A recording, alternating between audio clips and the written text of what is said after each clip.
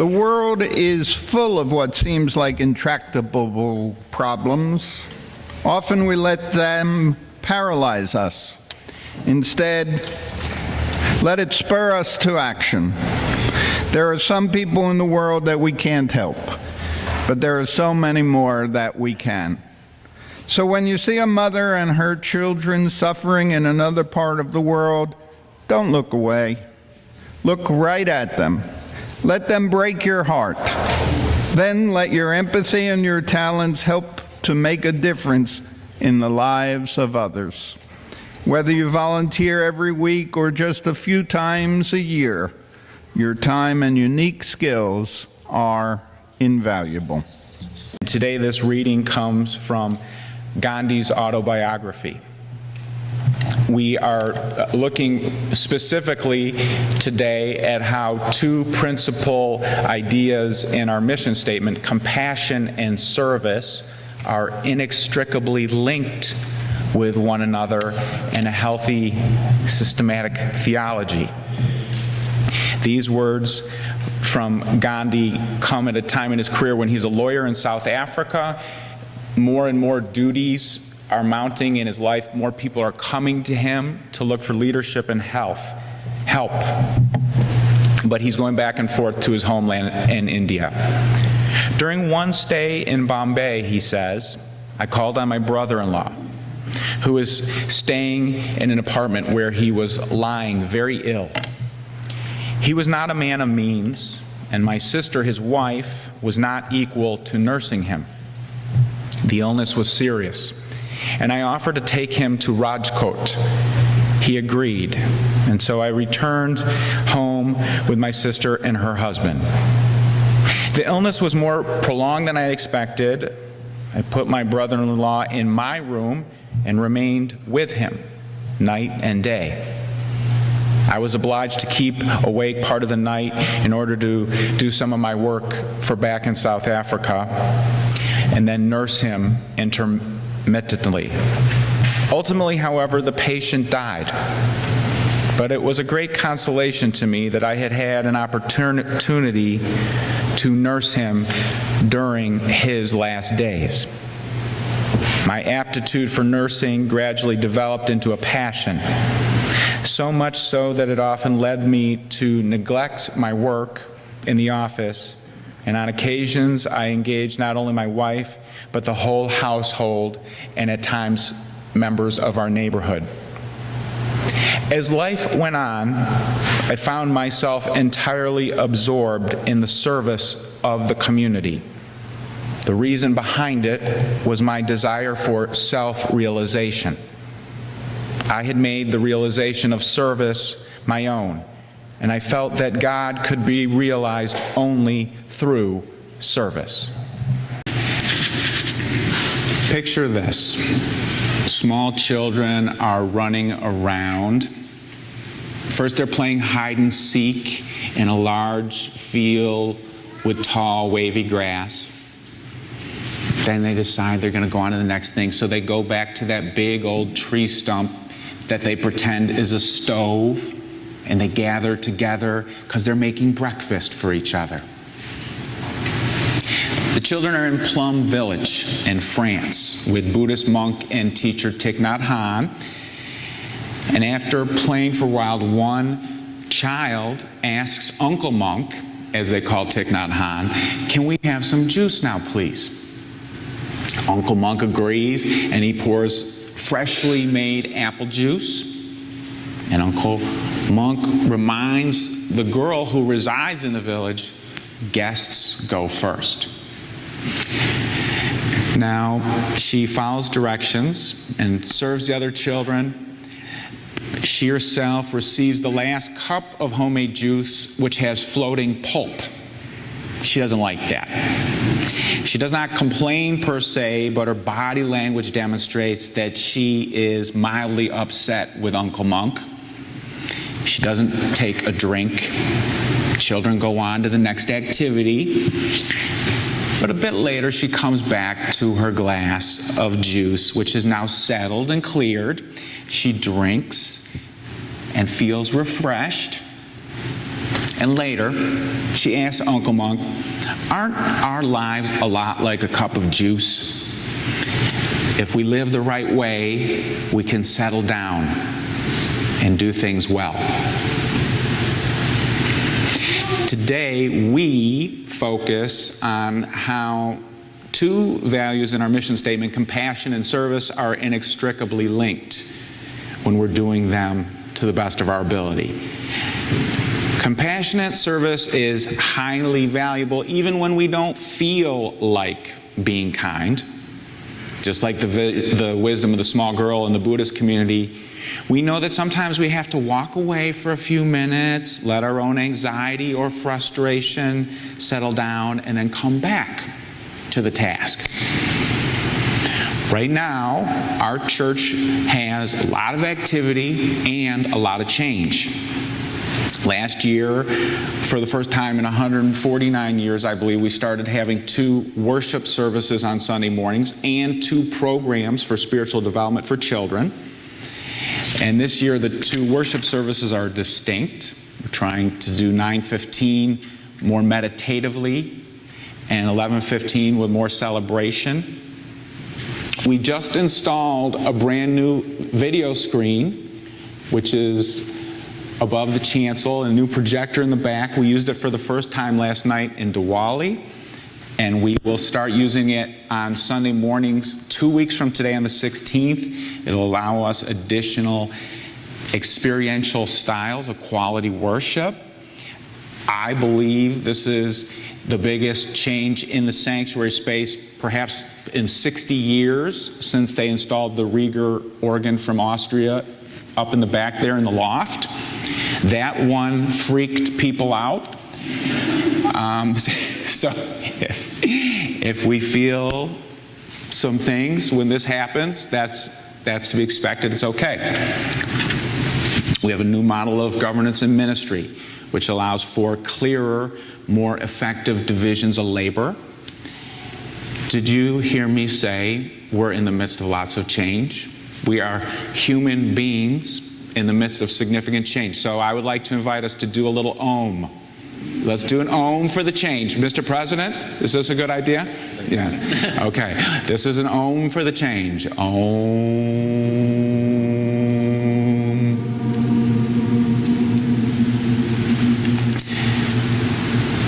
Sometimes I feel like right now we're on a ship and we're tacking out past the protection provided by the bay. The winds are picking up a bit and waves are hitting with a bit more intensity. Times are bouncing, things are bouncing around a little bit on the ship, the USG.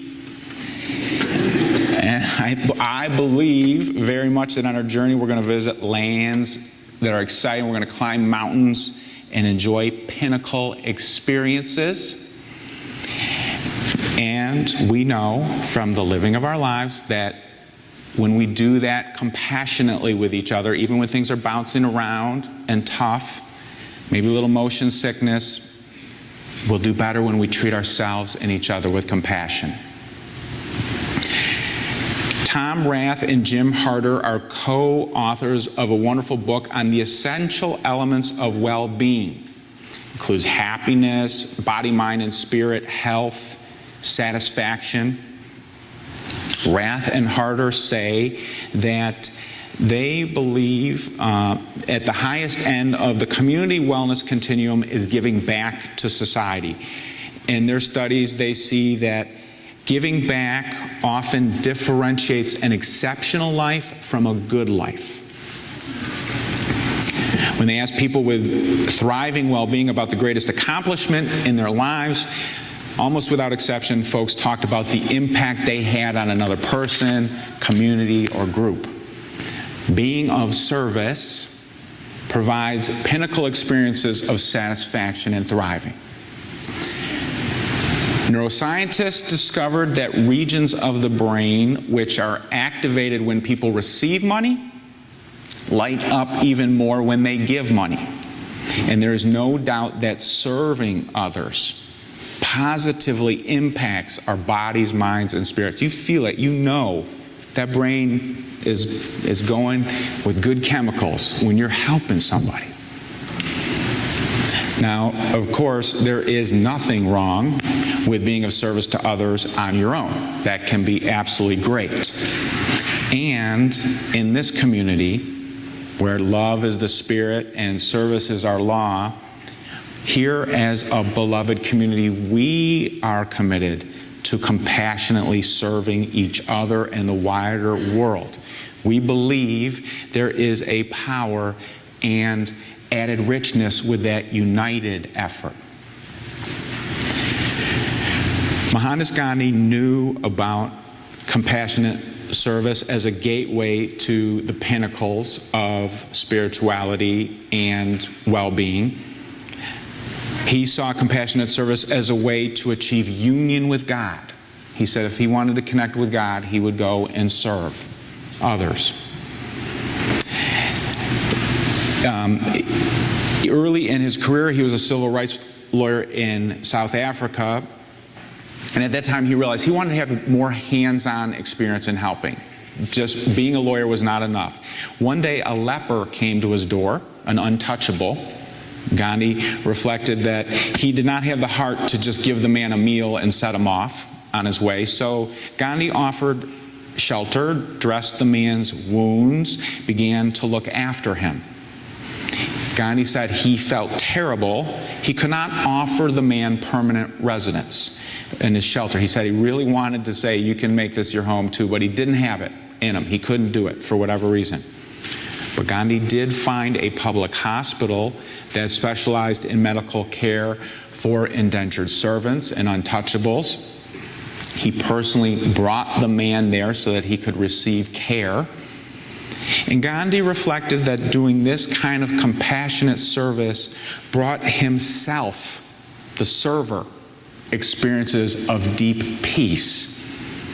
At one point, when he was extremely busy, he volunteered 2 hours a day at that hospital.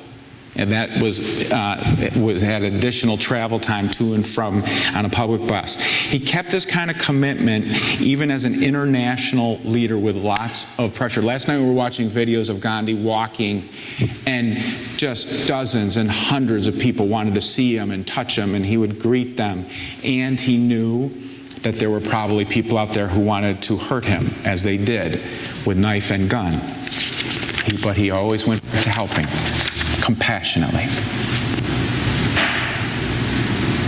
Hearing stories about Ghandi is a part of our faith tradition, and they can be tremendously inspirational.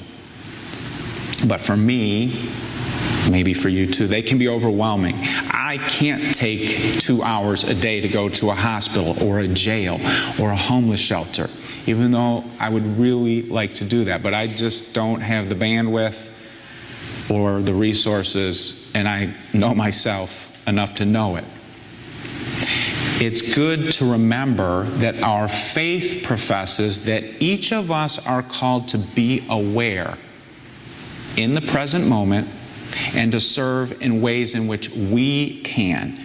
Do what you can in the context of your life. You don't have to be Mohandas or Martin or Teresa helping thousands of people at a time in the toughest of circumstances. Our universal faith professes that we can all reach the pinnacle together, including in our daily lives. Being compassionate in service starts with the basic building blocks, such as when you are washing the dishes, wash the dishes, including with your heart. Buddhist teacher Sunyana Greif describes this way of being as involving acts of humble and kind service. They're expressed through the deeds of one's daily life, such as taking out the garbage, cooking a meal, cleaning the toilet, raking the leaves. These are all occasions for cultivation of the spirit. When we engage in service without being compassionate to ourselves or to each other, we risk becoming lost in laments of what should have been in the past or fears of what might be in the future. Helping others out of resentment, spite, or pity endangers the whole community. We send out ripples, even when we're not aware. Once in a while, we're a human community. And here at USG, once in a while, people have sent out emails with unkind or hurtful words. Once in a while, we have done or said things with too much emphasis on lifting ourselves up in ways that put each other down. It's 150 years, so you know it's bound to happen. We are humans. We're imperfect. We are called to say, ouch, I'm sorry, I forgive you. Are we good? Let's move on. Let's go back to trying. Only when we bring compassion to our service and empowerment will we have the kind of positive long-term impact that we crave in our souls. My faith says we all crave to have that in our souls, and we're all imperfect.